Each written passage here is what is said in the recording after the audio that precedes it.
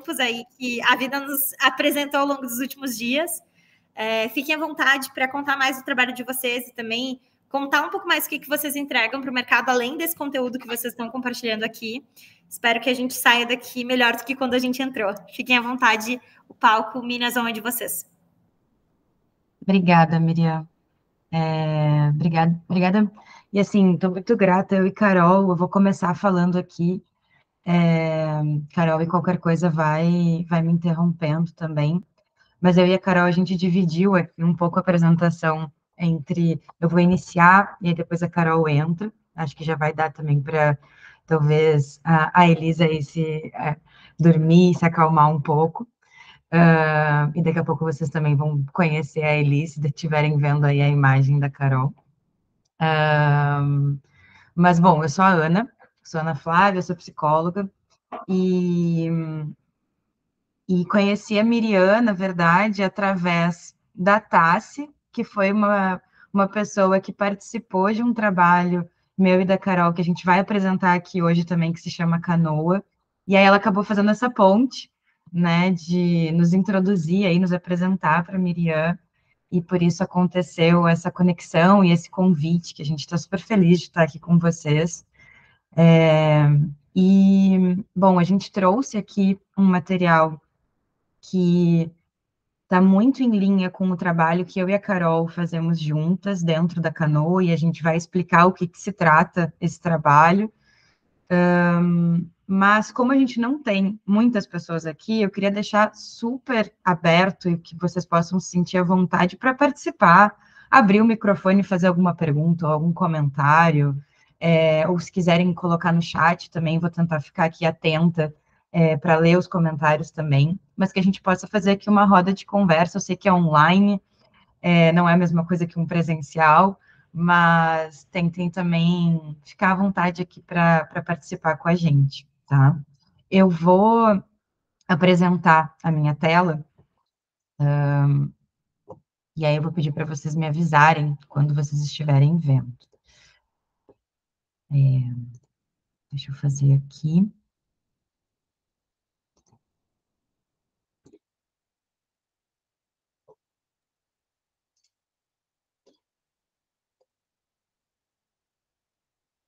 Estamos vendo, Ana. Perfeito. Está em tela cheia. Seja bem-vinda, Michele. Ótimo. Obrigada aí pelo aviso, Miriam. Bom, então, para a gente começar aqui a nossa conversa hoje, a gente colocou esse nome, né, esse título para a nossa conversa de Por que estamos tão cansadas, e um olhar crítico e sensível para a nossa relação com o trabalho e com a maternidade. Como eu tinha falado, a gente vai dividir aqui a nossa fala, e eu vou começar falando um pouco sobre a nossa relação com o trabalho, e depois a Carol vai trazer um pouco mais sobre a maternidade. Eu não sou mãe, então eu não tenho lugar de fala aqui para trazer esse tópico, mas a Carol é mãe e está vivendo isso de uma maneira muito intensa e muito bonita, e ela vai poder depois trazer com mais profundidade para a gente. Então, eu vou começar aqui a apresentação contando um pouco sobre mim, justamente porque, para eu começar falando sobre mim, eu vou passar aqui falando um pouco sobre a minha relação com o trabalho. E aí acho que vai fazer mais sentido aqui para vocês também o porquê do nosso trabalho, eu e Carol juntas aqui na Canoa. E aí eu vou dando um contexto. Bom, como eu falei, eu sou a Ana, eu sou psicóloga, sou gaúcha, nasci em Porto Alegre, mas moro no Rio de Janeiro fazem 7 anos. E, bem, quem sou eu, né? Por muitos anos, eu me vi e vi quem eu era muito através do trabalho. Eu comecei a trabalhar com 18 anos, na época, e acho que é importante até falar aqui, né? Acho que eu venho de uma família onde ninguém tinha chegado a uma graduação, onde ter um trabalho CLT era algo muito luxuoso. Fui, acho que, uma das primeiras aí da minha família a ter um trabalho CLT na época, e isso foi motivo de muito orgulho, de muita luta, e existia uma necessidade muito grande minha na época de poder me sustentar financeiramente, né, de me ver dentro do mercado de trabalho. Então, já dentro da faculdade de psicologia, eu comecei a trabalhar dentro de RH, trabalhei em algumas empresas, e, e por quase 10 anos da minha vida, eu vivi uma vida completamente voltada para o trabalho. Então, se eu voltasse uns 10 anos atrás, eu não teria essa foto que eu estou mostrando aqui para vocês, não teria o trabalho que eu tenho aqui hoje, né? Isso foi tudo fruto dessa caminhada que eu tive, né? Eu acho que eu vivi muito a minha vida através do trabalho, através do que eu precisava fazer para me manter financeiramente, e fui entendendo que que eu precisava ser sempre muito produtiva, né? Que eu precisava ter sempre muito desempenho, que eu precisava estar sempre na ativa, que eu precisava me virar, e que por ser mulher eu precisava fazer sempre mais do que os outros, né? Acho que dentro de uma empresa multinacional, eu trabalhei na General Motors, trabalhei na Shell, sempre em ambientes muito masculinos. Então, eu entendia que eu precisava trabalhar mais do que as outras pessoas, eu entendia que eu precisava, de alguma forma, me masculinizar e ser mais dura, mais agressiva, para conseguir chegar onde eu precisava chegar, né? Com isso, acabei chegando num grande burnout, e que foi durante a pandemia, né, 2020,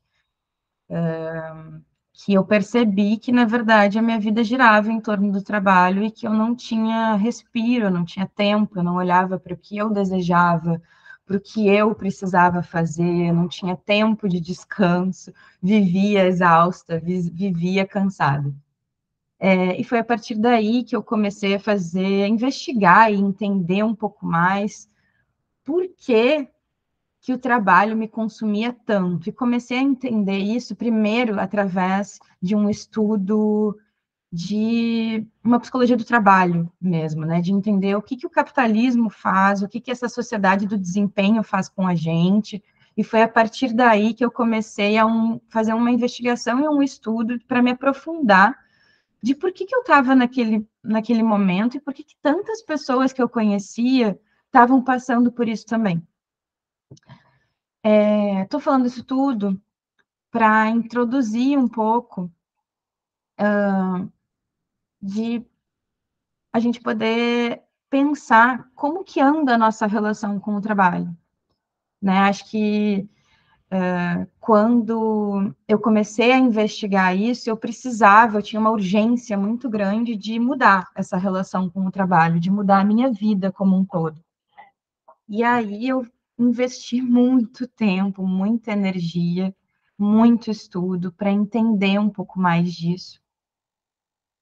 E foi quando eu descobri um livro que eu nem tô com ele aqui do meu lado, mas eu costumo ter ele aqui perto de mim, que é Sociedade do Cansaço, do Byung-Chul Han, que é um livro pequenininho, super, super fininho, que eu coloquei aqui depois como referência também, para caso vocês tenham interesse em ler o livro, ele é bem curtinho. E foi um livro que me marcou e me mudou muito a partir dali, dentro das minhas investigações pessoais e profissionais aí de como que a gente anda se relacionando com o trabalho. E aí eu trouxe aqui um trecho do livro que ele fala: o sujeito de desempenho está submisso apenas a si mesmo. É nisso que ele se distingue do sujeito de obediência. A queda da instância dominadora não leva à liberdade. Ao contrário, faz com que a liberdade e coação coincidam. Assim, o sujeito de desempenho se entrega à livre coerção de maximizar o desempenho. O excesso de trabalho e desempenho agudiza-se numa autoexploração. Eu lembro que quando eu li esse livro e eu entendi, opa, peraí, será que a gente está vivendo em uma sociedade, não sou só eu, indivíduo, eu, Ana, vivemos hoje, então, em uma sociedade que nos empurra para maximizar o tempo inteiro esse desempenho, essa produtividade, e que não existe mais apenas, como existia, né, em século passado, uma coerção externa, né, uma pressão externa, onde um empregador me fala e me coage o tempo inteiro a fazer determinada questão. Não era só isso que acontecia. O que acontecia comigo e que acontece com muitas pessoas é uma autoexploração, é uma internalização de que eu preciso o tempo inteiro estar produzindo e estar em um desempenho excessivo para eu conseguir atingir algo, né? E aí foi aí que eu entendi, opa, peraí. Então, esse ideal de sucesso que eu tenho, que eu tinha, ele acolhe a minha humanidade ou ele espera que eu produza igual uma máquina? Ele acolhe o que eu sinto ou eu preciso ficar constantemente numa produtividade que não tem fim? E aí a gente vive numa promessa, né, de sucesso que incentiva essa corrida constante, que nunca é suficiente. E que a gente fica constantemente, né, correndo atrás disso, mas a gente não, a gente está super longe do que a gente de fato deseja para a nossa vida, para o que de fato a gente está sentindo. O que a gente faz é o tempo inteiro consentir com essa autoexploração e continuar nessa batida, né, dessa produtividade, desse desempenho que nos dizem, principalmente enquanto mulheres, que a gente precisa ficar o tempo inteiro atrás. E aí esse desempenho, né, ele se torna realmente uma exploração de si mesmo, né? A gente se torna senhor e escravo da gente mesmo. Bom, quando eu comecei a perceber isso tudo, né, comecei a investigar isso tudo, e aí, assim, eu tô aqui, a gente tem um tempo reduzido, a gente quer trazer também, falar um pouco mais sobre maternidade, então eu não vou ter tanto tempo para aprofundar sobre esses estudos, sobre essa investigação. Estou trazendo aqui brevemente alguns, acho que uma amostra aí, né, do que eu posso trazer, mas é para poder a gente parar e pensar o que está nos fazendo ficar constantemente nessa pressão interna, nesse estresse constante, por uma produtividade, por um desempenho que a gente acaba adoecendo. E aí, né, acho que o que eu percebi foi a partir daí que aconteceu o meu encontro com a Carol, e acho que depois a gente vai, mais para o final, a gente conta um pouco melhor essa história da canoa, né, mas o meu encontro da Carol é que ele aconteceu muito por conta dessas investigações, né, minhas aí, fazendo, olhando um pouco mais sobre o trabalho e tentando investigar mais o que isso representava dentro da sociedade. E aí a Carol é muito amiga de uma amiga minha, a gente se conhecia através dela, e a gente acabou se aproximando por um desejo de construir algo construir um trabalho em conjunto para que a gente pudesse levar esse olhar para o trabalho que humaniza, para que a gente possa olhar para a nossa relação com o trabalho que não entre justamente nessa lógica e fique nessa lógica de produtividade, né? Que a gente possa realmente mudar essa lógica, que foi o que eu fiz pessoalmente na minha vida e que foi também um pouco do que a Carol fez, e talvez depois ela possa contar um pouquinho aqui, né? A Carol também veio de uma trajetória de trabalhar em empresa, também fez uma mudança de carreira, né? Então, acho que isso nos uniu muito e nos uniu muito esse desejo por levar essas conversas para outras pessoas, né? Que aqui, né, até trouxe essa frase, a produtividade, ela se tornou uma maneira da gente se relacionar diretamente com a nossa própria existência e produzi-la continuamente, sem que exista nada mais além do que isso. Na sociedade do desempenho, o que se visa produzir por meio do trabalho é, antes de tudo, a si próprio. Ou seja, tentando de uma forma bem simplista aqui, tá, gente? A gente, e aí me uso muito como exemplo, né? A gente acaba acreditando que é através do trabalho que a gente está produzindo quem a gente é. Mas eu não sou só o meu trabalho. Eu não sou só a Ana psicóloga, eu não sou só a Ana que criou a canoa, eu sou muito mais do que isso. Eu amo estar em contato com a natureza, eu amo as pessoas com quem eu me relaciono, eu amo a minha cachorra, eu amo essa cidade que eu moro, que eu escolhi morar aqui no Rio de Janeiro, porque eu amo muito viver aqui. Eu tenho muitas outros desejos e outras coisas que dizem sobre mim que não são só o trabalho e o quanto eu sou produtiva. E acho que isso, para mim, foi muito transformador. Entender que o meu valor enquanto pessoa não está só aí.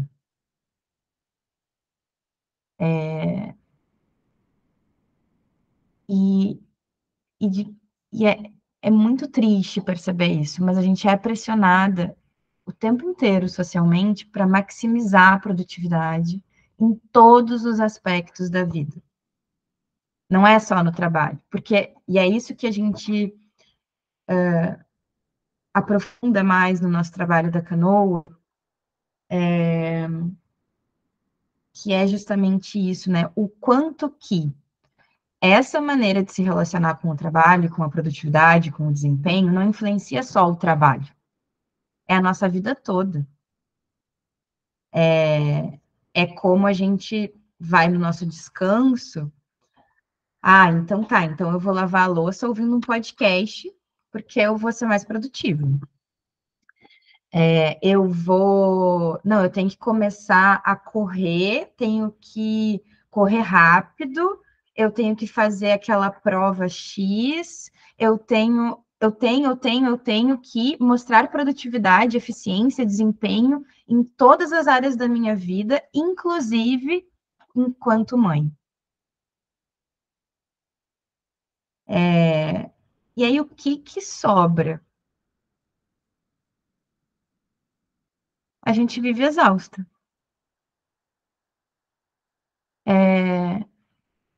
Então, o que a gente está trazendo aqui para vocês um pouco, né? É um pouco, acho que é tanto uma investigação nossa, um estudo, mas também uma revolta de que a gente precisa mudar essa maneira de existir, de se relacionar não só com o trabalho, mas com a nossa vida. Que isso acaba influenciando, não sei se vocês percebem na vida de vocês, mas até mesmo na relação com outras pessoas, né? O quanto que a gente está aberto a, de fato, se afetar pelo outro, sentir junto com o outro, conhecer outras pessoas que são diferentes de nós, quando não é só uma interação que pode ser produtiva para mim ou não. Então, quando a gente fala aqui sobre desempenho e sobre produtividade, a gente está usando essa lente do trabalho, porque é a partir disso que socialmente e economicamente nos é trazido. Mas isso se esparrama pela nossa vida inteira. E aí, eu não quero me alongar muito aqui, eu deixei aqui como referências para a gente, né? Esses 2 livros, que são 2 livros, de novo, super curtinhos, que são um início aí para a gente olhar um pouco mais, aprofundar um pouco mais. E eu falei inicialmente um pouco mais de Sociedade do Cansaço, mas esse segundo livro, Psicopolítica, que também é do Byung-Chul Han, também é ótimo. Eu acho ele de mais fácil leitura. Ele é mais simples, assim. E acho que é um início, né? Como eu falei, a gente está trazendo aqui é um início de uma conversa, né? Eu não tinha pretensão de aprofundar, porque a gente não tem tempo, mas dá vontade de falar muito mais, de trazer muito mais debate aqui. Eu estou vendo que tem uma pessoa que falou no chat: agora estou me permitindo folgar aos domingos ou parar de vez em quando na semana para relaxar. Parar. Nossa, sim. E como eu queria só, acho que levar esse comentário, porque como é difícil a gente se permitir descansar sem culpa. Porque isso também é uma outra questão que vem muito acoplada a essa sociedade do desempenho, que a gente internaliza a culpa. A culpa por descansar, a culpa por parar e sentir um pouco, a culpa por parar no meio da semana. Miriam, acho que tu ia falar alguma coisa. Não, até ia falar uma coisa que quando tu falou assim, sobre a gente aprender a lavar uma louça, só lavar louça, né? Eu muitas vezes, como tem uma agenda muito de reuniões, assim, meio lotada, às vezes é 6, 7 reuniões por dia, uma atrás da outra, eu às vezes acabo pegando ali 10 minutinhos que sobram de uma reunião e outra e vou lavar uma louça, ou vou lavar o pátio onde as minhas cachorras ficam e tudo mais. E aí, no ano passado, eu percebi que eu tinha uma relação muito forte com a água. Que toda vez que eu estava em contato com a água, parece que outras ideias brotavam e outras coisas emergiam daquela relação com a água, seja lavando a louça, seja tomando banho, seja lavando o chão do pátio. E aí eu comecei a priorizar mais, parar de lavar a louça ou ter relações com a água em momentos em que eu não poderia aproveitar a plenitude daquele momento. Só que aí eu me vi trabalhando ainda mais nessa própria relação que eu encontrei com a água. Então, muitas vezes, ao lavar a louça e ao tomar banho, que a minha cabeça borbulhava de ideias, eu tinha que anotar aquilo. E aquilo estava me dando mais trabalho até para querer colocar aquilo em prática, né? Então, o que eu quero trazer com isso? Que a gente também, ao ficar na solitude de fazer uma coisa só, a gente acaba se dando conta de outras coisas que, quando a gente está na rotina operacional, trabalhando incansavelmente, a gente não para olhar. Isso a Ana e a Carol podem falar melhor do que eu. Mas, ao mesmo tempo, a gente tem que se policiar, parece que o tempo todo, né? Para que a gente entenda que aquele propósito de fazer nada ou de simplesmente descansar é só descansar, não ficar reproduzindo mais fontes de ideias e de coisas para, mais uma vez, se colocar nesse lugar que foge do descanso. Uhum. Nossa, mas como é difícil, né, Miriam? Eu tô te ouvindo e eu tô pensando, nossa, eu compartilho demais. E como é difícil fazer isso, assim, porque é muito internalizada esse pensamento de que a gente precisa, então, nesse momento, já que tem uma relação que me desperta com a água, por que não usar isso como um momento de insights, de produtividade, né? E parece que a gente o tempo inteiro vai sendo capturado por essa lógica de que a gente precisa utilizar todos os momentos para ser cada vez mais produtivo. E de que a gente precisa... E aí tem muita coisa para a gente falar em cima disso, mas, por exemplo, até mesmo a nossa relação com as redes sociais hoje em dia.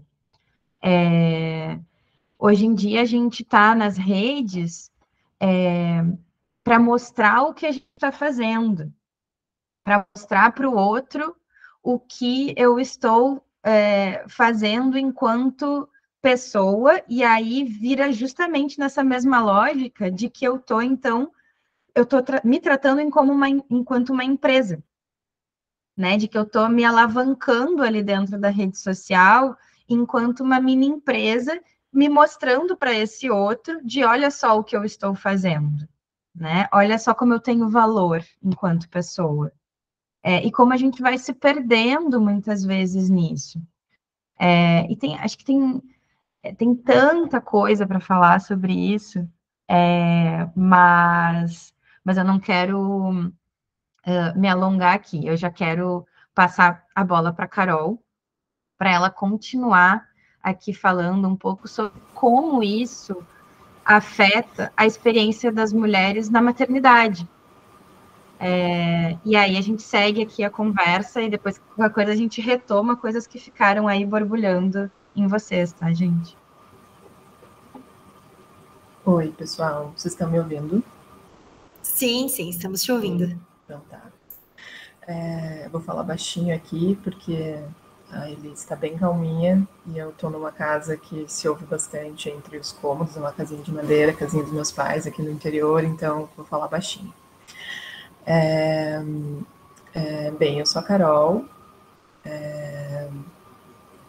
No início ali da apresentação, a Elis estava aqui comigo, nessa hora das 7 horas, eu não sei se vocês têm filhos, se alguém de vocês tem filhos, mas 7 horas da noite é um horário muito difícil para bebê de 1 ano, assim, eles estão muito agitados, querendo muito a gente, então eu não consegui falar, porque se eu falo, eles ouvem a nossa voz e enfim, mobiliza ali, né? Então eu não consegui conversar muito. Mas a Ana, enfim, fez todas as costuras ali que precisavam ser feitas ali, né, dando sentido da nossa parceria aqui neste momento. Então, eu vou começar falando um pouquinho sobre mim, e aí, assim, trazendo alguns recortes aqui do que se relaciona à maternidade. Sou muitas coisas, né, além de profissional e de mãe, mas neste momento da minha vida, o que está mais em ênfase, o que está borbulhando muito mais na minha existência é a maternidade e o trabalho. Porque, enfim, por causa do momento de vida, né? Então, são temas aí em que eu tenho, enfim, estão em ênfase na minha história. Sou mãe da Elis, a Elis tem 1 ano, então eu também estou nesse início dessa trajetória como mãe, assim, né? Mas já nesse início, muitas fichas foram caindo sobre essa experiência. E, né, trabalho como psicóloga, me formei em 2017, tenho aí uma trajetória atuando, né, na área da psicologia do trabalho, psicologia clínica, hoje atuo na área da psicologia clínica, mas também trabalhei em empresa, compartilho um pouco ali da história da Ana, né, de buscar no trabalho uma realização absoluta a partir desse caminho, assim, né, de me encontrar ali em todos os sentidos. Então, todos os meus planos de vida eram relacionados ao trabalho. Então, eu queria trabalhar em tal lugar, eu queria ganhar tanto, eu queria fazer tal pós para ter tal cargo, né. Então, tudo que eu, enfim, desejava e pensava e construía era muito voltado para isso. E também, né, cheguei nesse lugar do burnout, e aí a partir do corpo e da mente, né, de sentir o corpo e a mente adoecidos, me mobilizei aí a construir escolhas na minha vida que fizessem mais sentido com aquilo que eu realmente, no fundo, desejava, com a vida que eu gostaria de ter. Então, vim do interior, de uma cidade muito pequena, e E eu acho que ter uma vida mais simples, uma vida mais tranquila, poder estar em contato com a natureza, poder viver um tempo mais devagar, é uma coisa que eu desejo e estou buscando construir aí todos os dias. E as minhas relações, minhas escolhas profissionais passam muito por isso. Eu vou me direcionar agora para falar um pouco, então, sobre a maternidade e pegando o gancho do que a Ana estava trazendo, né, dessa ideologia da produtividade, da performance, que toma conta, né, da nossa existência, em todos os sentidos. E na maternidade não é diferente. Então, nós, mulheres, a gente já tem que performar, não só no campo do trabalho, como a Ana falou, né, e trouxe ali essas reflexões, mas no corpo, né, então o nosso corpo tem que estar performando, na maneira como a gente se relaciona, né, dos relacionamentos afetivos, enfim, N áreas aí da vida que a gente sente essas pressões de ter determinada imagem, de ter determinado valor. E na maternidade a gente comecei a me deparar com essas pressões, com essa necessidade de performar desde a gestação, né? Então, como é que foi minha gestação? Na minha gestação eu isso, eu aquilo, porque eu consegui trabalhar até as 40 semanas e não sei quantos dias de gestação, porque eu consegui isso, porque eu consegui aquilo, porque eu fiz exercício físico, né? Então, ali naqueles 9 meses eu ia me deparando, assim, com essa imagem dessa mulher que tá grávida, que está gestando uma criança, que não pode engordar muito, porque ela tem que se manter bonita, e que tem que fazer exercício físico, e que tem que trabalhar, e que tem que aquilo, né? Atendesse alguma dessas considerações, meu Deus, eu era uma péssima mulher, né? Então, aqui, essa primeira foto tem eu com 38 semanas agachada, fazendo uma posição de yoga. Muito Carol, feliz. Oi. Eu até ia falar sobre essa tua foto. Eu não consigo fazer assim com a barriga atual que eu tenho. Então, assim, mulher, que flexibilidade e mobilidade é essa? Então, é uma característica do meu corpo, eu sou muito flexível, tenho bastante mobilidade, então é uma genética, tá, gente? Amei, né? amei. Mas é isso, né? Aí tava eu com 38 semanas, vislumbrando ali um parto normal, porque, meu Deus do céu, o parto normal é a performance do momento, né? Tava eu aí fazendo os agachamentos para conseguir fazer o parto normal, que não aconteceu, né? Não aconteceu. A Elis foi até 41 semanas, eu não entrei em parto normal, tive que fazer indução, odiei a indução, fiz uma cesárea, me senti péssima por muitos meses, né? Por ter fazer uma cesárea, não ter conseguido performar nesse lugar, né? A segunda foto ali embaixo é uma foto em preto e branco, sou eu com a Elis bem pequenininha. Essa foto foi um fotógrafo que faz um projeto em Porto Alegre, ele tira fotos da cidade de Porto Alegre. E ele bateu essa foto minha e depois me chamou e me mandou essa foto. Nesse dia eu estava no auge do meu puerpério, assim, eu estava muito triste. Nos meus olhos ali dá para ver a minha expressão. Estava muito triste, estava me sentindo muito mal nesse dia. Eu não aguentava mais a Elis, eu não aguentava mais não aguentava mais a rotina, estava muito difícil. Me sentindo deprimida, e aí eu não tinha o que fazer, a não ser pegar a minha filha e sair caminhar pela cidade, porque eu não tinha escolha, né? Eu precisava fazer isso por mim e tinha que ser com ela, porque meu marido estava trabalhando. E aí ele bateu essa foto e o projeto dele é todo em preto e branco, assim, né? E aí quando ele me mostrou, eu fiquei até meio chocada, assim, né? Eu disse, nossa, parece que ele captou, né, um pouco também do que eu estava vivendo. Como esses momentos do puerpério, de tristeza, de não querer estar com aquela criança por alguns minutos, de sentir raiva, de sentir vários sentimentos difíceis ali que fazem parte do puerpério pelas questões hormonais, mas também por todo o processo de luto que a gente vive, né, a partir do momento que a gente tem uma filha, do luto dessa vida que a gente conhecia e que é completamente transformado, também me deparava com essas pressões sociais, com essas questões que vêm nos dizer de como nós, mulheres, temos que ser mães, né? Então, a gente tem que ser calorosa, a gente tem que ser uma mãe acolhedora, a gente tem que gostar do nosso filho o tempo todo, a gente não pode sentir nada de ruim, a gente não pode idealizar, né, e de não conseguir atingir isso em alguns dias e do quanto isso era difícil. Mesmo eu tendo uma ciência racional, de ter estudado muito e de ter aí uma trajetória de autoconhecimento, de conseguir me perceber, mesmo com isso, era muito difícil quando eu não estava bem, porque eu não estava performando da maneira que a mãe do Instagram lá estava muito feliz com o nenenzinho dela naquele dia e eu não. Como assim? Né?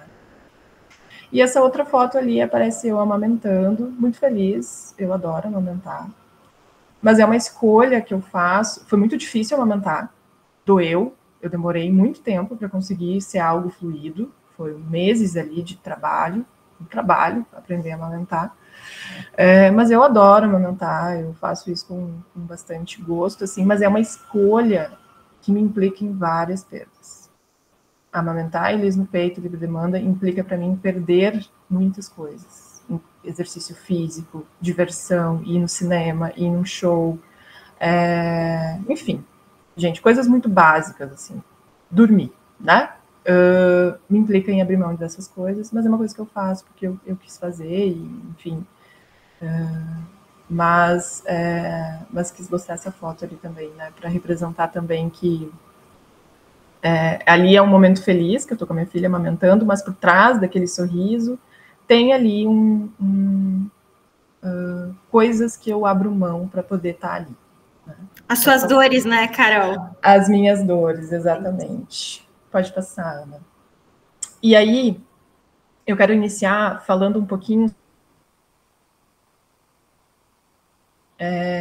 que é o padrão ouro da maternidade. Né? O que é o padrão ouro da maternidade? Hoje, na nossa sociedade,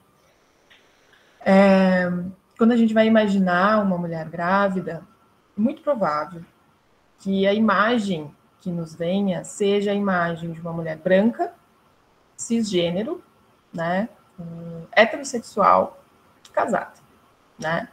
Então, mulheres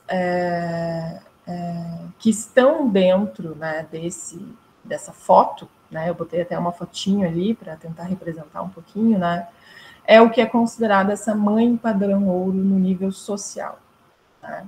Então, aqui, né, essa fala, esse trecho aqui do trabalho da Vera Iaconelli, que é uma psicanalista, né, então ela diz assim, né, o padrão ouro da maternidade, ou seja, sujeitos considerados aptos a se ocuparem da prole.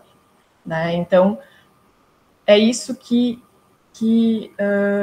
a sociedade considera como bonito, como inspirador, como, né, esse romance da maternidade. Qualquer desvio dessa imagem, dessa miragem idealizada, dessa mãe padrão ouro, perde valor. E aí, quem não é? Né? Então, as mães solos, as mães negras, as mães homossexuais, mães adotivas, né? Mães pobres, né? Toda essas outras realidades que são muitas, e se a gente for falar de Brasil, assim, né, às vezes até maior do que essa mãe padrão ouro aí que a gente imagina, né, elas, enfim, perdem valor, né, não estão ali no campo da performance, da idealização, dessa imagem perfeita da mãe. Então, socialmente, no campo mais social, a gente trabalha, né, às vezes de uma maneira muito inconsciente, muito automatizada, já essa imagem idealizada, projetada do que é a maternidade, do que é ser uma mãe, né, dessa mãe padrão. Pode passar. E aí, junto com isso, casado com isso, de mãos dadas com essa mãe padrão ouro, que é essa mãe perfeita, casada, feliz, né, que dá conta de tudo, caminha um mito, né, o instinto materno, o mito do instinto materno, né? Então, bom, eu cresci achando que eu tinha instinto materno, tipo, isso para mim era uma coisa que fazia parte de mim, assim, eu sempre achei que eu tinha esse instinto materno. E aí eu lembro que eu vim do interior, uma cidade muito pequenininha, fui para Porto Alegre para estudar, fazer faculdade. Uma das primeiras amigas que eu tive na faculdade, que é minha amiga até hoje, ela me disse que ela não queria ter filho. E eu fiquei tipo assim, oi? Como assim não quer ter filho? Como assim uma mulher não quer ter filho? Foi um choque para mim, mas eu, graças a Deus, consegui ficar quieta e não questionar para ela, não deixar ela incomodada, né? Não, quer dizer, graças a Deus, não sei, agora falando coisa do por que não? Mas, enfim, engoli a minha, né, aquele estranhamento e fui pesquisar, fui maturar aquilo, né, e entender que ok, né? Mas eu lembro do susto que eu levei quando ela me disse que ela não queria ser mãe. E aí, conectando um pouco com a minha história, quando né, eu já entendida, já tinha compreendido também de que não tinha, né, esse instinto materno, mas quando a Elis nasceu, eu não senti aquela alegria, né, aquele amor incondicional, aquela coisa que tu vê o neném e tu transborda de felicidade, como algumas mães sentem, né? Eu não senti. E mesmo tendo consciência de que esse instinto materno ele não existe, ele não é algo biológico, ele não é algo que vem dentro de mim, e apesar de achar que eu, né, tinha ele também, é uma coisa até meio contraditória, e eu não ter sentido todo esse amor pela minha filha naquele primeiro momento, muito pelo contrário, eu senti uma coisa assim, meu Deus, o que eu faço agora com essa criança que depende de mim, eu não sei nem por onde começar. Né? Era essa sensação que eu tinha. De novo, mais uma vez, eu me senti péssima. Né? Mesmo racionalmente, tendo conhecimento teórico, na vivência, na experiência, ali na pele, com a criança na mão, de novo eu me senti péssima. Por vir aqueles discursos, aquelas o que me veio assim foi a imagem da mulher, da mãe idealizada, e eu não correspondendo àquela imagem daquela mãe idealizada. Né, dessa mãe ali com o nenenzinho, que parece que tudo se encaixa, né? Não aconteceu comigo. E aí, mais uma vez, eu ali, né, me sentindo muito mal, muito cobrada, não correspondendo à performance, né? E aí, para trazer um pouquinho, assim, um elemento do que é o mito do instinto materno, é que, na verdade, é um mito. Né? Assim, não se tem cientificamente comprovado de que esse instinto materno existe, né? E ele foi, e aí há alguns estudos, há algumas mulheres estudando sobre esse tema, inclusive, posso citar aqui o nome dela, é uma filósofa francesa, Elisabeth Badinter, a Companhia das Letras lançou o livro dela agora, Instinto Materno. O mito do instinto materno. Ele foi criado como uma forma, ali pelo século XVIII, quando começou a se movimentar um pouco a questão das mudanças econômicas ali do mundo, o capitalismo começou a entrar, então essa coisa da produção começou a se configurar ali no mundo, junto, nessa mesma época, começou a se falar do instinto materno. Né? Por quê? Porque as mulheres elas tinham que começar a dar conta, então, dos filhos para que esses maridos pudessem, né, para que os homens fossem trabalhar, fossem produzir, né? E elas tinham que ficar em casa cuidando das crianças e construir, né? Cuidando e gerando ali homens e mulheres e crianças, seus filhos, essas pessoas que também vão trabalhar depois, né? Então, e aí isso começou a se falar, né? Então, enfim, o cuidado cabe muito, então, às mulheres, né? E aí foi se criando esse termo, esse mito do instinto materno, E a gente foi meio que na história aí da mulher, né, da história da humanidade aí até então, meio que comprando e aderindo isso como uma verdade. Mas nesse livro, que é O Mito do Instinto Materno, dessa filósofa, ela faz uma pesquisa e ela encontra vários documentos de Paris, lá né, de antes ali do século XVIII, que conta ali sobre como essas mulheres viviam, e elas não tinham, né, não se falava, a relação das mulheres com os filhos era muito diferente, não tinha essa relação que a gente tem, que a gente conhece hoje, dessa exclusividade da mulher para cuidar da criança, né? Essa exclusividade onde a mulher somente sabe cuidar do neném, tá? Então, a mulher que sabe, a mulher que já nasce amamentando, a mulher que já nasce sabendo limpar, pegar no colo, dar de comer, dar disso, dar carinho, dar atenção, né? Não, as mulheres não viviam assim antes do século XVIII. Há muitos relatos demonstrando que não era assim, era muito diferente, né? Mas isso foi se construindo com o objetivo de enfim, levar as mulheres para esse lugar, para o objetivo principal, que é dar chão aí para a produção, né? Dar chão, dar espaço aí para a produção acontecer. Pode passar. E aí aqui, então, eu trago uma fala da Silvia Federici, que é uma pesquisadora também que estuda muito sobre o trabalho doméstico, né? Então, ela traz o seguinte: o trabalho doméstico, e aí inclui-se aí a maternidade, o cuidado dos filhos, foi transformado em um atributo natural, em vez de ser reconhecido como trabalho, porque foi destinado a não ser remunerado, né?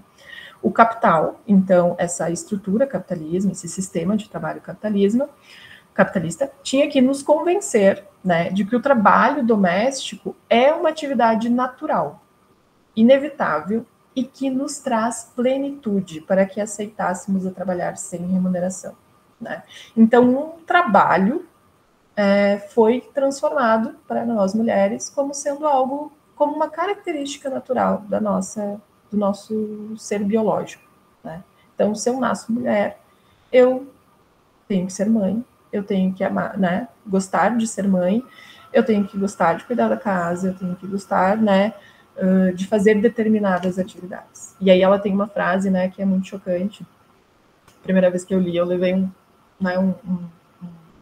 grande desconforto, que é, né, o que chamam de amor, nós chamamos de trabalho não remunerado, né? Então, desconstrói muito aí dessa idealização que as mulheres vivem, né? Então, eu estou fazendo isso por amor, né? Ok, né? Acho que não estamos aqui para discutir isso, mas é um trabalho e que, inclusive, a gente pode escolher não fazer. Não podemos ousar ficar cansadas ou ter tempo. Não, isso não nos é possível nunca, né? E a gente tem que estar muito feliz com isso, sempre sorrindo, né?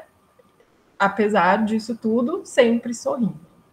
Carol, eu vou me meter aqui só para compartilhar uma coisa bem rapidinha que a tua fala me lembrou.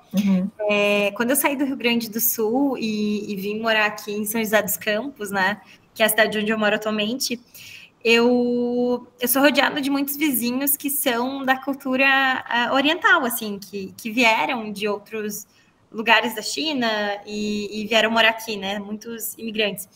E aqui a cultura oriental tem uma tradição que é quando um pai perde a esposa, a filha, mulher, precisa assumir esse lugar de cuidado da casa e da mulher da casa do pai. E foi muito estranho, assim, conforme eu ia em alguns lugares aqui, eu vi algumas histórias, e eu me deparava com mulheres que diziam, olha, agora eu larguei a minha profissão, meu trabalho, a minha casa, e eu tive que ir morar com o meu pai, porque agora eu sou a mulher da casa dele, eu assumi esse lugar de mãe, né? E ao mesmo tempo da mulher que gera todo esse trabalho, já que o homem é quem ficou viúvo. E isso me lembrou quantas vezes a maternidade também é feita por filhas que às vezes escolhem não casar ou não ter nenhuma outra relação ou nem se dedicar para o trabalho porque carregam ainda essa culpa e responsabilidade de ser mães dos próprios pais, né?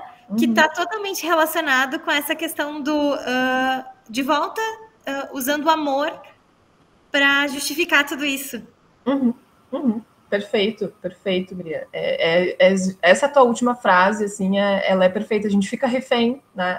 Então, assim, então já que eu amo meu pai e minha mãe, eu tenho que obrigatoriamente assumir o cuidado deles, ou o cuidado dos meus filhos, ou o cuidado do meu marido, né?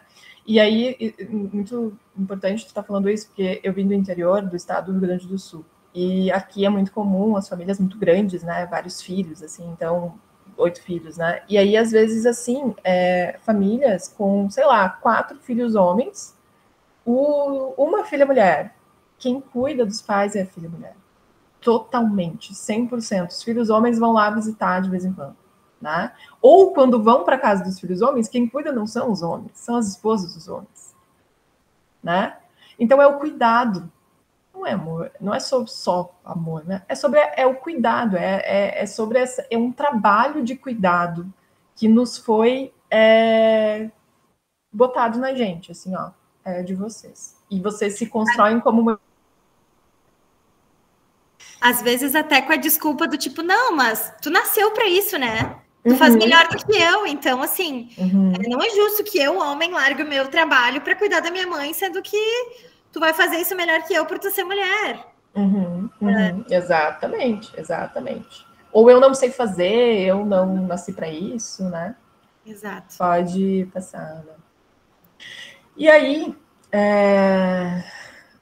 bem, diante de tudo isso, né, saindo ali um pouco a gente entrou um pouquinho na questão teórica, mas a partir do momento que eu me tornei mãe, que daí eu, dentro do meu contexto, né, eu e meu marido, a gente mora em Porto Alegre, a gente não tem família perto, a gente não tem rede de apoio, e a gente tem que dar conta das coisas a gente.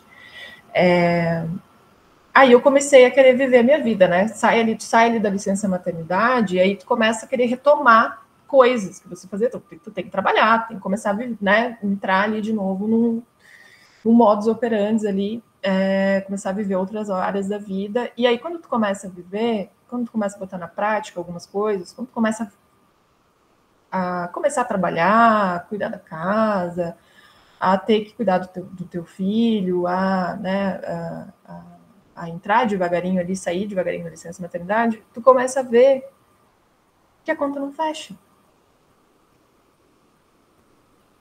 Que você não consegue fazer as coisas com um filho, a partir do momento que tu tem um filho, né?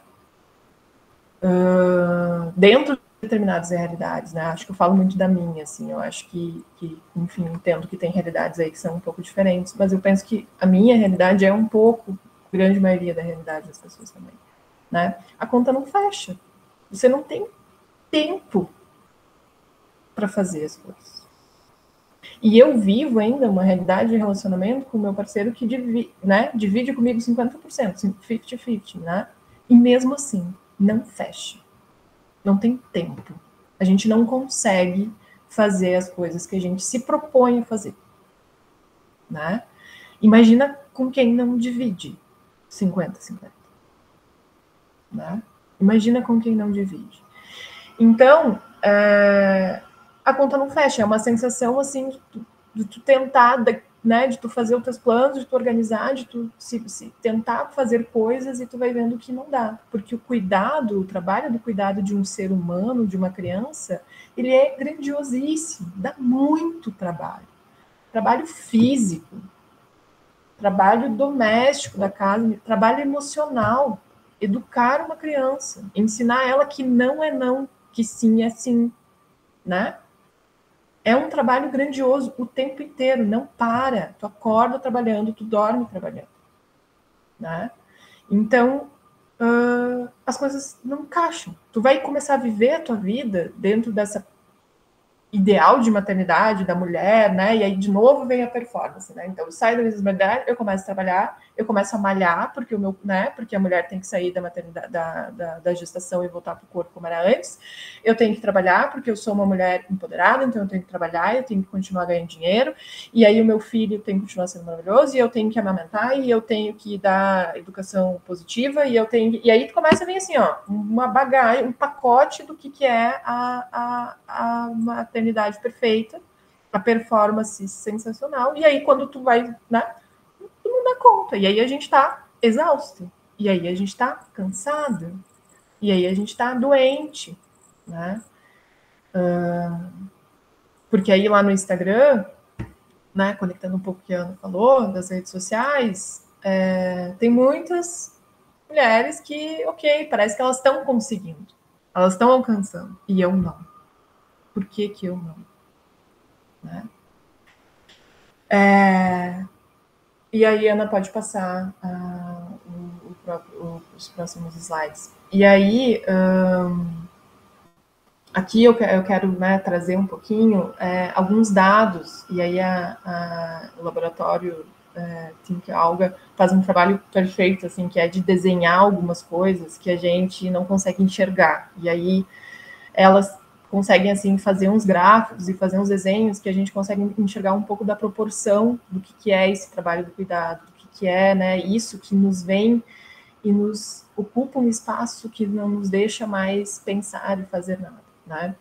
Então, o primeiro elemento que elas trazem aqui é do amamentar, né? Então, a amamentação é uma tarefa que leva muitas horas. Então, nos primeiros 6 meses de vida de um bebê, são, em média, 650 horas de trabalho amamentando. É muito tempo, gente. É muito tempo sentado dando mamar com o bebê, né? É muito tempo. E é um trabalho, né? E é uma coisa que, enquanto eu fazia, eu me sentia mal porque eu não podia fazer nada. Porque eu achava que eu não estava fazendo nada enquanto eu estava amamentando. Porque eu estava ali parada, né? Olhando, não podia me mexer, eu tinha que ficar parada. Então, é um trabalho, mas toda essa ideologia da produtividade, né? E toda essa questão capitalista da produtividade para o capital, eu não achava que eu estava fazendo alguma coisa. Eu achava que eu estava parada, que eu não estava amamentando minha filha, que eu não estava alimentando ela, né? Então é muito chocante, assim, tu ir vivendo, né, e se percebendo dessa forma, de como isso está dentro da gente, assim. Pode passar. Aqui, né, esse outro gráfico, ele mostra, assim, né, o quanto que mulheres se envolvem mais, então, com atividades, com trabalhos que não rendem dinheiro ou autonomia, ou que rendem dinheiro e autonomia, né? Então, hoje, no Brasil, as mulheres, elas, nos seus dias, né, elas estão muito envolvidas com atividades, com esses trabalhos não remunerados, que é o cuidar da casa, cuidar dos filhos, né, mais do que com o próprio trabalho, enquanto os homens não, né, os homens, boa parte do trabalho deles são remunerados, né. Então, isso, né, desenha muito bem ali, traz muito bem de como a gente vai ficando prisioneira, oprimidas, né,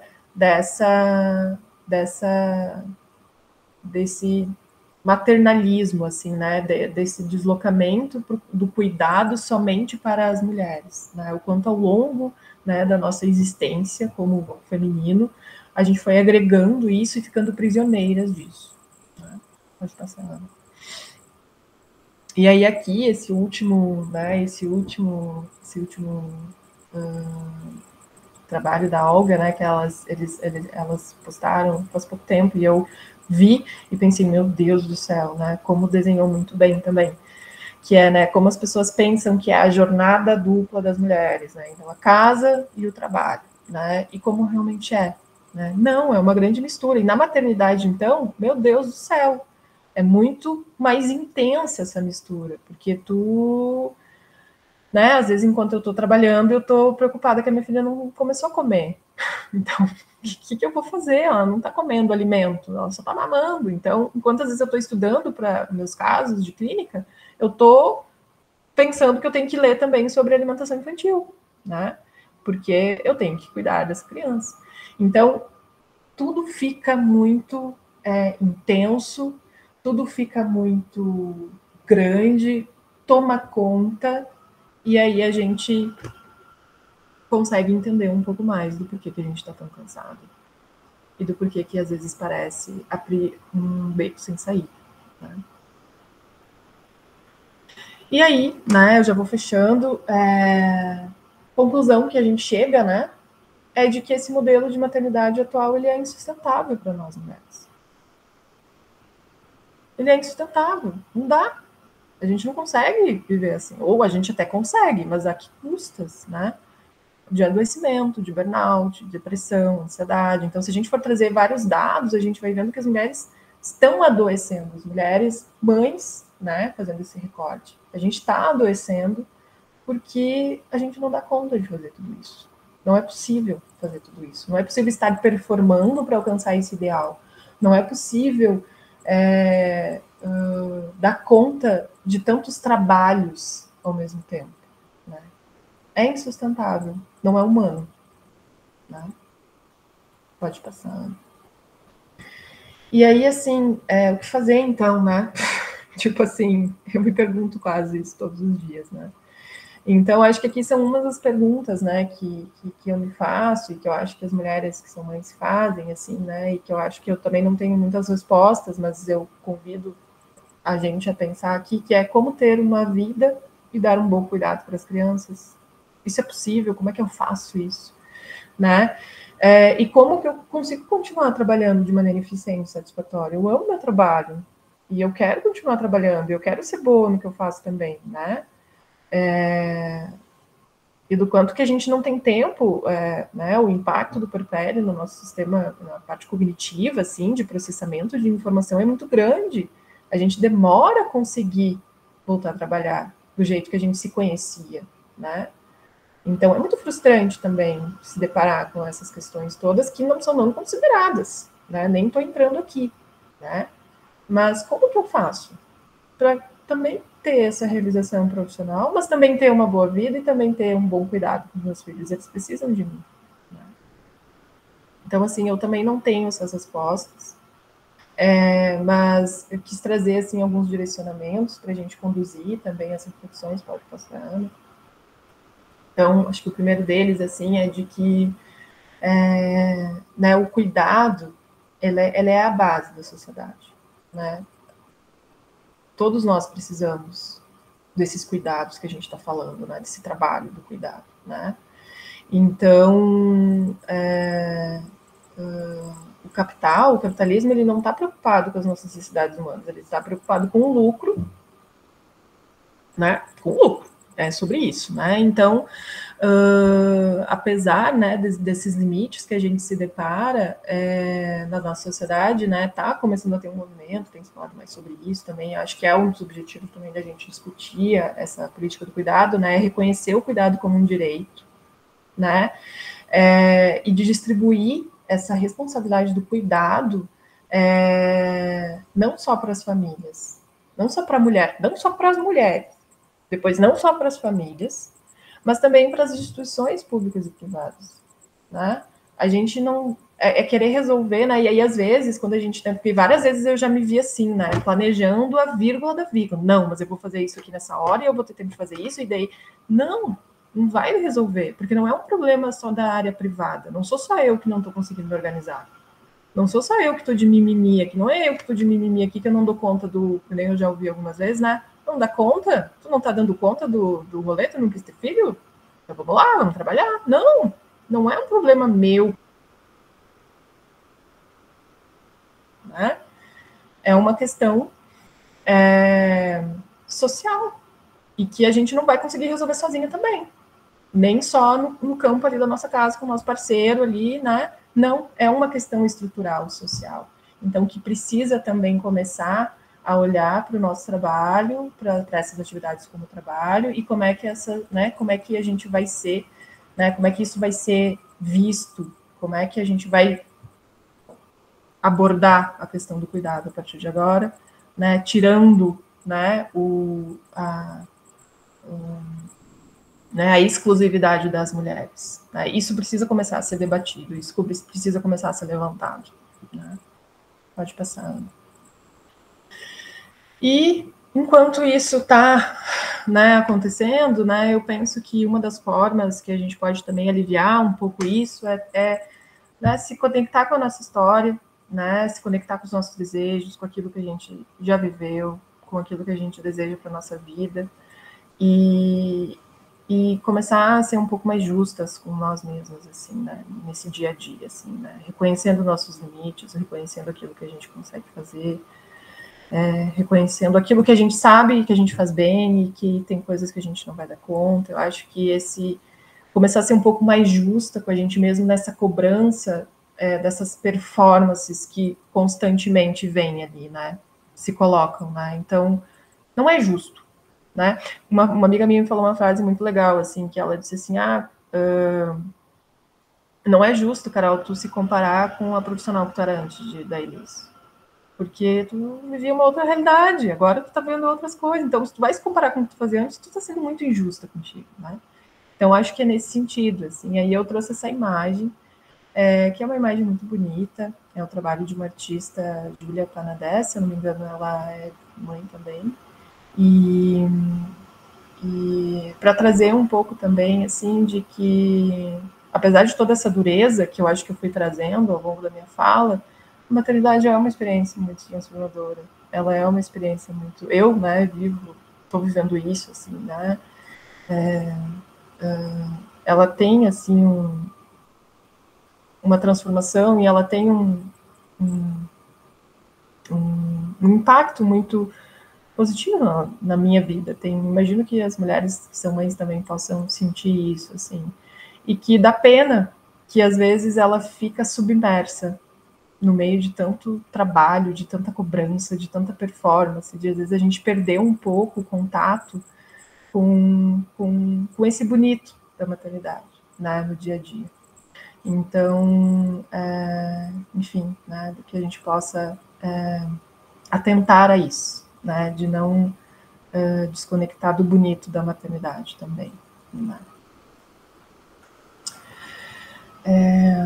Pode passar, né? Aqui algumas referências que eu trouxe de livros, né, que embasaram aí um pouco das falas do trabalho. Um Manifesto Antimaternalista, da Vera Iaconelli, o livro Ponto Zero da Revolução, que fala muito sobre o trabalho doméstico. Pode passar, né? E aqui alguns podcasts também, né, porque eu sei que se tem mães aqui também, a gente sabe que ler não é algo que a gente consegue, então às vezes um podcast nos ajuda, substitui aí uma leitura que a gente quer fazer. Então, esses são podcasts aí que falam sobre esse tema. E aí eu também não quero me estender, porque a gente tem um tempo aí para falar da canoa. Ana? Até queria trazer só um ponto, Carol, antes de vocês trazerem, até para fazer esse gancho todo do porquê que a gente acabou pensando juntas, né, nessa temática para o mês de maio. Primeiro porque maio celebra o Dia do Trabalhador, né, e é bem no início do mês. E segundo porque a gente passou recentemente pelo Dia das Mães, onde muitas mulheres não comemoraram em função de tudo que aconteceu, né, e ao conviver com muitas mulheres no Minas, a gente escuta muitas histórias de mulheres que às vezes desconstruíram o lado bom do feminino porque não tiveram uma experiência boa com as suas mães, mulheres que estão tentando há muito tempo ser mães e não conseguem, né? Que hoje falam das tentantes, mulheres que acabaram não tendo uma boa relação, escolheram ser mães solos através de alguma forma.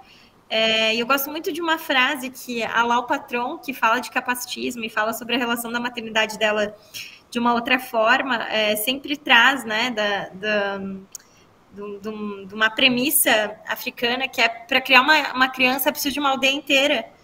E desde que eu entendi o quanto, mesmo quando não mães, a gente pode olhar para uma amiga mãe, a gente pode olhar para uma outra mulher mãe, a gente pode oferecer uma ajuda, a gente pode talvez dizer, tu quer que eu cuide da tua criança enquanto tu dorme, enquanto tu vai no banheiro só para isso, né? Eu acho que também tem uma relação muito nisso. E mais do que isso, a gente sabe que tem muitas mulheres escolhendo hoje, ou eu vou ter uma carreira bem-sucedida, ou eu vou escolher ter uma maternidade no meio do caminho, e talvez eu já não tenha mais tempo de ser aquela mulher bem-sucedida que eu gostaria de ser, a executiva e tudo mais. E ainda é um preconceito muitas vezes, acho que a Carol trouxe muito bem o quanto ainda é estranho ouvir de uma mulher ela dizer, não, mas eu não quero ser mãe, né? Eu não sinto que eu nasci para isso, não vou ser mãe. E o quanto às vezes a gente prejulga tanto uma mulher que decide ser mãe ou decide não ser mãe. E por isso que eu acho que conversas como essa são necessárias aqui. E porque tem tanta gente também criando outros problemas de saúde além do burnout, doenças autoimunes, doenças de pele e outras coisas mais advindas aí do excesso de trabalho. Eu posso falar porque esse lugar de fala é meu, eu também desenvolvi burnout algumas vezes ao longo da minha jornada. No ano passado eu descobri uma doença autoimune advinda aí do excesso de trabalho e muitas vezes vem desse lugar de que a gente trabalha para chegar num lugar e quando a gente chega, a gente não aprendeu a descansar e curtir o momento que a gente já chegou, que a gente já é merecedora. Então, eu queria muito fazer esse gancho, tanto com a fala da Ana quanto da Carol, e do porquê essas falas se complementam, para que elas também possam trazer o projeto e o trabalho lindo que elas fazem com a Canoa e que ajuda tantas mulheres a mergulhar ainda mais fundo nessas temáticas e fazer escolhas profissionais e pessoais mais alinhadas aí ao que faz sentido para a vida de cada uma de nós. Independente das nossas escolhas, independente do que a gente escolha fazer, o importante é que a gente tenha saúde e esteja bem para poder fazer aquilo que precisa ser feito diante das nossas escolhas. Então, era só isso, Carol, que eu queria costurar aqui, né? E explicar melhor a fala de cada uma, para que vocês também consigam trazer um pouco mais dessa relevância gigantesca que tem o Projeto Canoa e que, com certeza, vai ajudar muitas meninas que estão por aqui e outras meninas que vão assistir essa talk depois e que eu já estou garantida, já quero minha vaga nessa vaga, né, nesse projeto para rodar essa turma junto com vocês. Legal. Eu vou só iniciar um pouquinho, Ana, porque eu tenho receio que daqui a um pouco a Elis vai me solicitar e eu tenho receio de não conseguir falar depois. Eu quero, acho que eu quero deixar para a Ana aprofundar ali sobre a Canoa, por causa desse medo que eu estou de não conseguir falar. Mas, assim, a fala da Ana, a minha fala hoje, ela é uma amostrinha, assim, né? Um pedacinho de como é um pouco o que a gente trabalha na Canoa, né? A gente tem um encontro que a gente fala sobre esse sentido e significado do trabalho, onde a Ana, né, onde esses temas que a Ana trouxe, a gente aprofunda mais, a gente abre mais espaço para que as pessoas também possam trazer, possam, né, se apropriar disso e construir, né, compartilhar também suas vivências. Então, tem um encontro onde a gente vai estar falando só sobre isso. E a gente tem também um encontro, que é um encontro que a gente fala sobre, né, sobre a nossa, o resgate da nossa história familiar nas nossas escolhas profissionais, né? Existe um encontro onde a gente vai estar olhando para isso e que a gente aborda toda essa questão também da economia do cuidado, né, dessa questão da mulher, né, enfim, de todos esses atravessamentos. Então, a gente vai muito assim, né, a gente organiza muito os nossos encontros, a gente está olhando muito para essa questão social e de como essas questões sociais nos atravessam, e a gente vai descendo e costurando e aprofundando nas nossas histórias pessoais, naquilo que a gente deseja, né, naquilo que a gente está buscando, no nosso processo, na nossa história, né? Então, o que a gente trouxe aqui hoje também é uma amostrinha do que acontece na nossa Canoa, e aí agora eu vou jogar para a Ana aí, da sequência, e fico aqui, também aqui, qualquer coisa me chama. Boa, Carol. Eu vou seguir aqui, a gente tem mais 10 minutinhos, então não quero me estender. Mas contando um pouco para vocês, né, do que se trata, então, a Canoa. E aí, como eu tinha falado antes na minha fala, né, o nosso encontro, meu e da Carol, ele veio muito com um desejo de a gente poder construir um espaço coletivo para a gente poder investigar juntos modos mais próprios e conscientes da gente se relacionar com o trabalho e com a nossa vida, de uma maneira geral.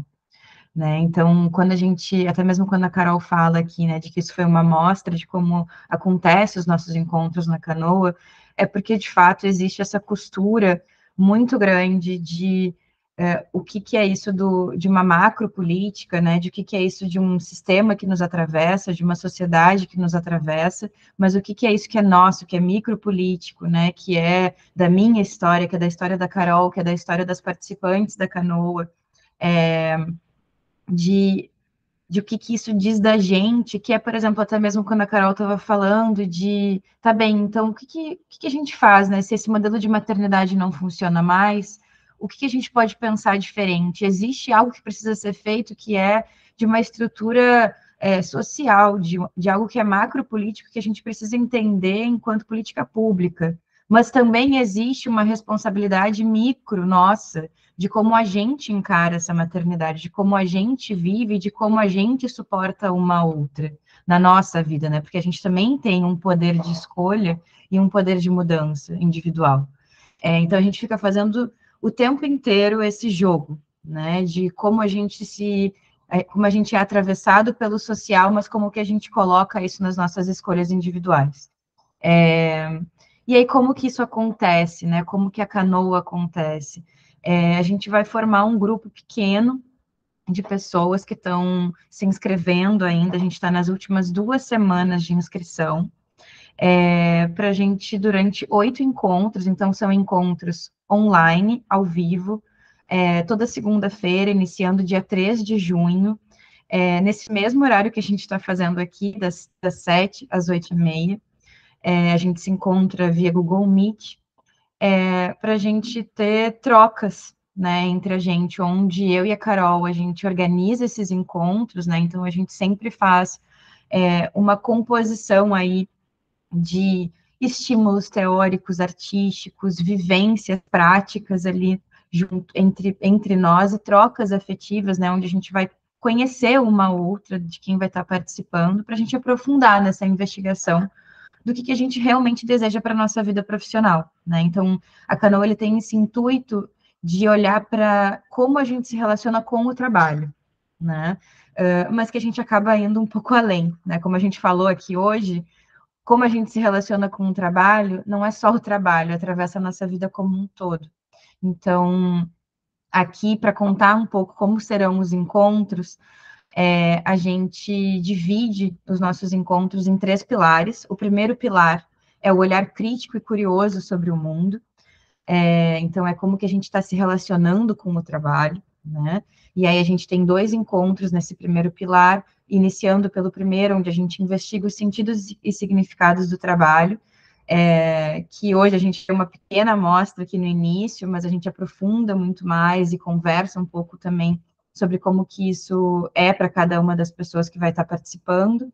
E, num segundo encontro, como que está a nossa relação com o tempo. Porque a gente acredita, né, que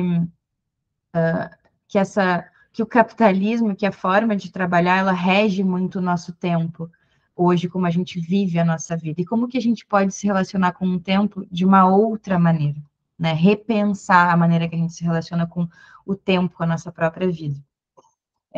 E aí, num segundo momento, né, nosso segundo pilar da canoa é a escuta sensível de si, como que a gente se conecta com a gente mesmo. A gente tem 3 encontros para aprofundar, e aí a gente tem o primeiro encontro, então, de cultivar a nossa rede de relações, né, até mesmo, acho que entoando aí o que a Miriam trouxe, né, de que para criar uma criança a gente precisa de uma aldeia, mas de que para a gente existir no mundo, a gente precisa estar em coletividade. A gente quer romper também um pouco com essa lógica capitalista de que a gente está sozinho nesse mundo, de que a gente precisa estar o tempo inteiro sozinho e dando conta de tudo, né? Então, até mesmo na própria canoa, a gente tenta estimular essa troca. Por isso que a gente pensou em algo coletivo, né? Que a gente pudesse estar junto fazendo isso. Depois a gente fala, então, como o passado se faz presente em nossas escolhas profissionais, que passa, então, um pouco pela economia do cuidado, que a Carol trouxe hoje aqui também, mas para a gente poder olhar um pouco mais para a nossa ancestralidade. Num terceiro momento, a gente fala sobre reconhecer e sustentar o próprio desejo, né? Poder olhar realmente para que desejo é esse que é nosso, que é próprio, não é do mundo. E num terceiro momento, nosso último pilar, que é dançar com a incerteza da escolha, de como que a gente lida com a angústia da escolha, né? Com essa incerteza que é da vida. E aí a gente tem 3 encontros para falar sobre isso, então a gente, no dia 8, né, mapear escolhas e rotas possíveis sobre o trabalho, né? Então a gente poder olhar, então, que escolhas são essas, que rotas que eu posso ir já pensando em qual é o meu desejo, né? De todo o trabalho que a gente foi fazendo anteriormente. Depois navegar pela incerteza da escolha, né? Como que é lidar com essa angústia de que não existe uma escolha certa, uma escolha que está garantida, que a gente não só vai ter sucesso, mas vai gostar, né? E, por último, para a gente fechar a nossa travessia, a gente tem o último encontro, que é sustentar essa abertura de novos caminhos profissionais, né? De poder sustentar esse salto, sustentar essa mudança, e que a gente acabou trazendo um pouco aqui brevemente da minha história e da Carol, que foi também um pouco do que a gente fez, né? E aí, para quem é essa travessia, né? Para pessoas que desejam transformar ativamente o modo que se relacionam com o trabalho. Então, aqui a gente está falando de trabalho, né? A gente está falando sobre implicação. Não é só sobre participar dos encontros e ficar ouvindo passivo. A gente quer um compromisso ativo. Né? E estar em coletivo, para quem também deseja estar em coletivo, num espaço acolhedor, para questionar essas verdades que nos são impostas em tempos de ideologia da produtividade. E dar voz aos próprios desejos e fazer escolhas profissionais mais apropriadas da gente mesmo. Então, para pessoas, para mulheres que estão querendo, desejando fazer essa investigação, né? E aí, fechando aqui, a gente queria também oferecer um desconto para quem é do Minas, para quem faz parte aqui da comunidade do Minas, que tanto está aqui hoje, mas também que não pôde estar. E aqui a gente tem o QR Code para que vocês possam se inscrever na Canoa. Então, se vocês botarem o celular aí e lerem o QR Code, vai direto para o nosso formulário de inscrição, onde tem todas essas informações que a gente foi passando aqui. E aí, para vocês terem esse desconto de 15%, é só vocês inserirem lá no último campo, que é no campo dúvidas e comentários, essa hashtag Minas de Propósito. E a gente vai amar, caso alguma de vocês que estejam aqui ou que não puderam estar aqui, mas que fazem parte do Minas, ou que vocês conhecem e gostariam de indicar para conhecer o nosso trabalho. A gente vai amar receber vocês, tanto na Canoa, mas também para conversar, né? Seja pelo Instagram, seja por WhatsApp, enfim, para se conectar um pouco mais. A gente acabou não tendo muito tempo para conhecer vocês, para ouvir vocês. A gente já está aqui no último minutinho do nosso tempo. Mas eu espero que tenha feito sentido para vocês estarem aqui hoje, ouvir um pouquinho mais. Eu e Carol, a gente está super feliz de estar aqui, de estar podendo ocupar esse espaço, de poder ter esse espaço de fala. Eu estou muito grata. Eu, só para finalizar, queria só mais um pouquinho. Fala, quero só complementar o que a Ana está dizendo, assim, né, do quanto a gente está feliz de poder estar aqui divulgando a Canoa, falando o nosso trabalho, né, muito, enfim, muito gratificante. E, bom, é a primeira vez que eu também estou me colocando nesse lugar de falar sobre maternidade, assim, né, então hoje foi um dia bem importante, ansiogênico e emocionante para mim também, assim, acho que está conectando, né, o trabalho com essa experiência de vida que eu estou tendo, de ser mãe. Então, muito obrigada aí pela escuta de vocês e muito obrigada aí, Ana, pela parceria também aí nessa nossa nova jornada, na nossa jornada. Eu fico muito feliz, Carol, de saber que foi a primeira vez que tu tá falando sobre maternidade. Eu não tinha perguntado sobre isso, então fico duplamente honrada e feliz de te ter aqui com a gente. O Minas ama ser esse espaço de primeira vez de muita gente, e é uma delícia quando a gente pode trocar sobre isso e abrir esse espaço.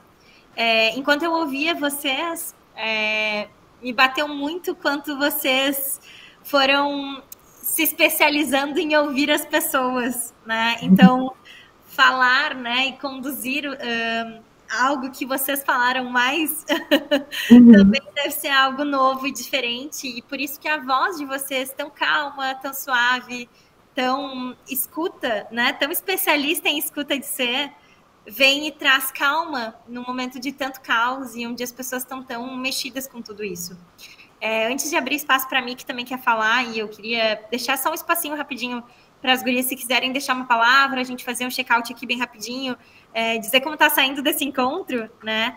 Eu, ao ouvir vocês falar sobre a saúde ser um compromisso coletivo, isso é algo que todos nós precisamos fazer, espaços como esse nos lembram e nos dão consciência de que é um dever nosso também pedir ajuda. É um dever nosso também verbalizar quando está pesado demais, quando está difícil demais, quando a gente precisa de um lugar seguro e psicológico para compartilhar o que a gente está sentindo sem ser julgado, né? Então, que a gente possa sair daqui também lembrando que essa saúde também é uma autorresponsabilidade nossa e que a gente precisa pedir ajuda, a gente precisa verbalizar mais quando dói, quando estamos exaustas, para que as outras pessoas ao nosso redor tenham tempo para nos ajudar também, tenham tempo hábil aí para assumir o que é seu dentro desse processo todo, né?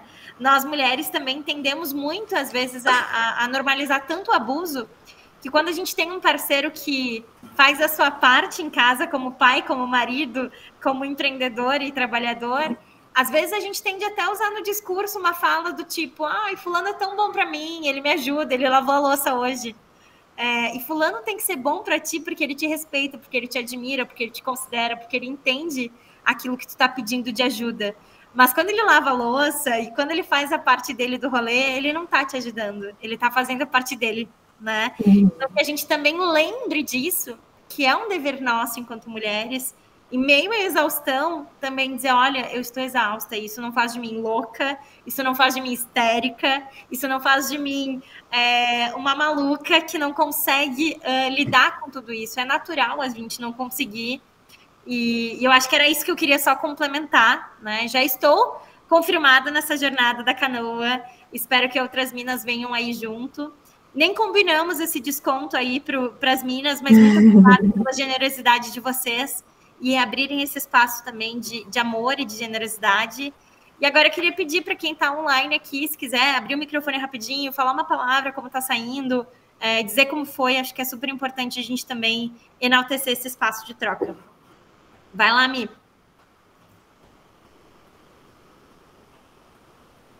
Tá no mudo, Mi. Oi, meninas. Não. Tenho duas crianças, um no quarto e outro na sala, olhando desenhos diferentes. Excelente o encontro, adorei. Assim, eu acho muito importante a gente trazer sempre essas discussões. A Mi me conhece, ela sabe aí que é uma rotina bem maluca, duas crianças, trabalhar fora. Então, esses temas precisam sim ser cada vez mais discutidos e achei excelente a posição da Mi, que mesmo não sendo mãe, né, não fazendo parte desse universo, né, da maternidade, entende o quanto é importante, e eu já sofri com isso, né, e quando tu se torna mãe, eu digo que tu acaba, de certa forma, sendo muito seletiva, né, naturalmente as amigas que tu tinha, elas somem, e aí tu se vê, a tua vida já tá, né, mudando drasticamente e tu acaba se vendo sozinha muitas vezes, então é muito importante que outras meninas, né, outras mulheres que ainda não são mãe tenham esse contato, né, mais próximo com esse tema, justamente porque talvez um dia vai ser, ou a amiga tá passando por um processo, né, complicado e ter esse momento de escuta e acolhimento é muito importante. Acho que assim, o fundamental, né, nesse universo aí muito louco de maternidade. Obrigada por compartilhar, Mi. Vai, Vivi. Oi, meninas, boa noite. Eu queria só falar que realmente foi muito bom. Até a nossa amiga aqui também falou que se viu em muitas falas, foi o meu caso. Eu achei muito legal a fala genuína, né? Cheia de sinceridade, de tudo, de vocês duas meninas. Eu adorei muito e já me trouxe vários insights. Não sou mãe, mas gostei bastante de escutar esse outro lado da Carol, a história da Ana. Então, eu só tenho a agradecer. E, Mi, você sabe, né? Eu só tenho a agradecer. Ai, que bom, que bom. Acho que a Carol e a Love Cakes já comentaram aqui no chat também que foi muito bom estar aqui, que se viram em muitas falas. Não sei se, Maria, se tu queres falar alguma coisa? Meti um queres, assim, de gaúcho que eu nem lembrava. Oi, meninas, boa noite. Eu ia digitar que eu tô um pouco gripada, mas obrigada, foi muito bom, muito bom. Escutar com tanta sinceridade, assim, tirar um tempo para isso, sabe? Para escutar de verdade. Foi muito maravilhoso, obrigada. Obrigada tu por ter aberto mesmo assim, compartilhado aí o que tu sentiu. Acho que era isso hoje, Ana e Carol, mais uma vez obrigada pela presença e pelo partilhar de vocês.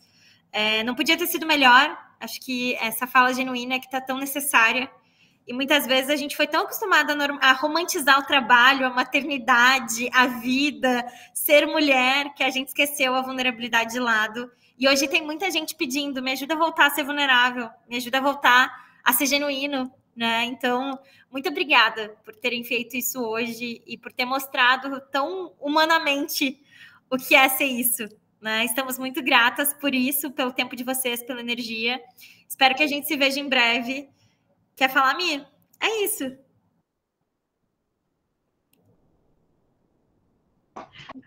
Acho que não.